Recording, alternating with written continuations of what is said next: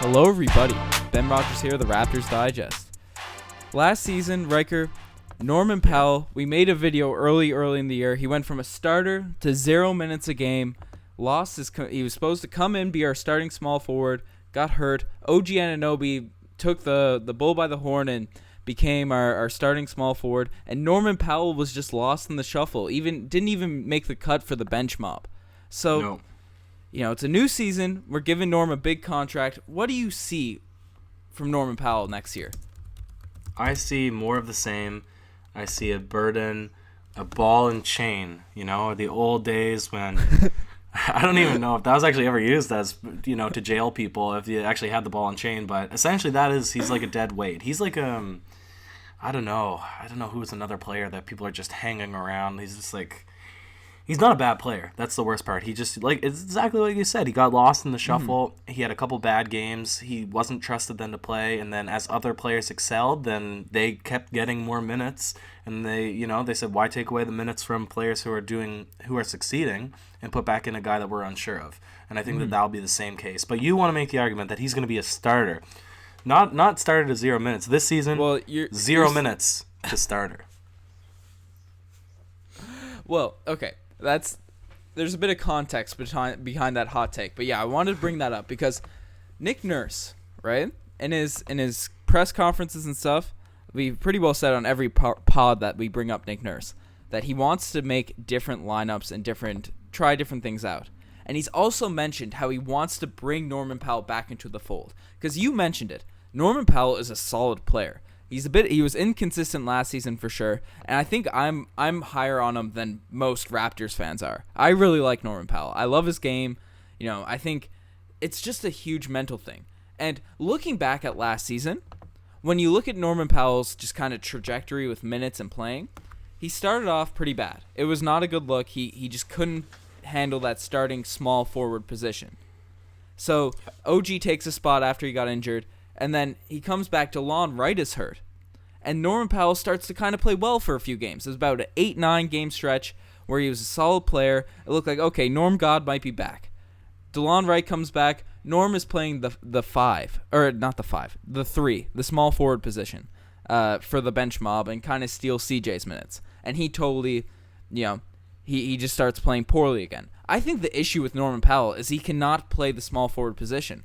I think if we get Norman Powell playing the 2, and, I think with his talent, his ridiculous defense, if you remember back to the Pacers series where he played great defense on Paul George, his three-point ability is driving. It wouldn't surprise me if we saw Norman Powell maybe get a shot for that starting position, especially with how Nick Nurse wants to switch things up and try everything out.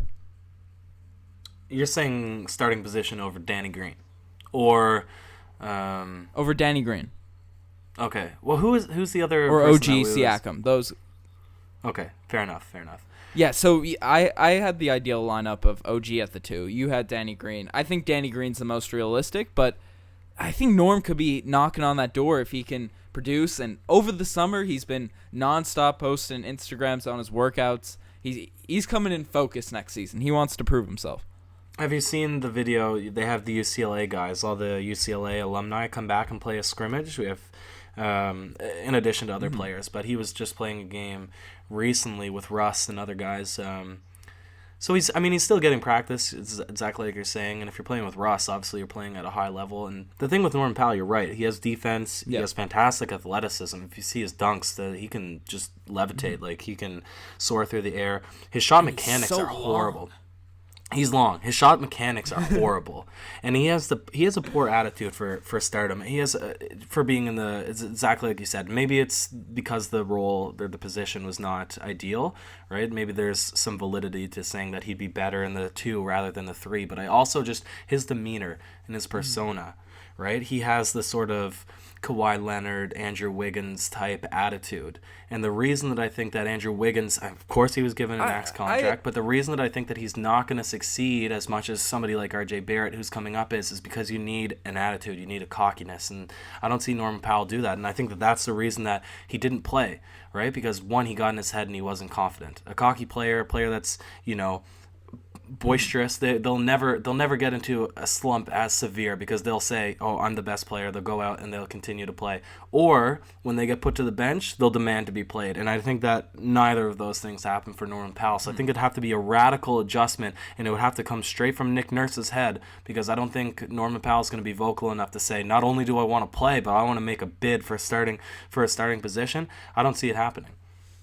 That's okay. So the attitude thing, I agree with you in the sense that he needs to have a better confidence about him. He can't get, into these funks, into these, very inconsistent stretches of games. But I think his attitude is fine. I think it's more so the confidence side of his mental game, because he works really hard. He's always been a positive guy in the locker room. He even when he was put to the bench, he didn't complain. But as you mentioned, that might be he's not a cancer in the locker room at all. But yeah. Yeah, I think you should complain. Mm-hmm. Yeah. Okay. Yeah. No. So that's fair, especially where he got the big contract and he was supposed to be the starting small forward. But I don't know. I think Norman Powell, just given the opportunity for a stretch to play the 2-guard position, I want to see him at his natural position, because he's not a big guy, right? He's got the length and stuff, but he's a natural 2. I think if we saw Norman Powell play the 2, especially where DeMar's gone, because he wouldn't have a shot. He had no shot at starting or getting, super crazy minutes of that position with DeMar there playing, 36 minutes a game minimum. And obviously he's a 4-time All-Star, deserves it. But I think now it's Norm's time to really be able to take the bull by the horns and, take control of his career and do as you said, become that star-minded player. Maybe not, all-star, but, starter caliber. Live up to the contract. No, I agree. And I just revisited the current roster as it stands, and I had forgot that there are no true shooting guards besides Danny Green on the team now. So really, you're right. With the absence this season of DeMar DeRozan, and the addition of course, Danny Green, there's nobody else as their natural position to play that 2 spot. So we very well could see Nick Nurse want to play people at their natural position, if that's how Norman Powell would be listed. We're not sure. To see him at least get a couple of games, and I think that to have a guy who's on such a $9 million contract, to not play him would be absurd. But to see him become a starter, he'd certainly have to prove himself. He would have to prove himself. But maybe we will see it, like you said, because Nick Nurse is going to be shuffling up the lineup. Maybe he'll say, I'll do one crazy lineup with Norman Powell. See what happens. Yeah, no, for sure. And yeah, the guy that stole his backup shooting guard minutes last year was obviously DeLon Wright, who's a natural point, but also has the size to play the 2 and stuff. So, and I don't see DeLon falling out of the rotation. So it's really going to be interesting. We have such a deep roster, and it's going to be tough because you wanted to cut down the bench mob. You've been talking about it all summer, right? Maybe not play 10 guys, but we have that deep rotation, and that internal competition might be a very exciting thing to watch next season. Maybe. I still think that at the end of the day, in order to maximize the success of the Toronto Raptors team, they need to play, like you said, a tight 8-man rotation. Not necessarily throughout the entire season. They can have maybe half the season to figure it out. I can't imagine that the Raptors are going to slip below 4th, 5th seed when it's all said and done, even if they have a shaky beginning to the season. Yeah, not with Kawhi, and not with Lowry. I mean, I'm not huge on Lowry, but I just can't, I don't want to discredit this team that was number 1 seed, especially with LeBron out of the East.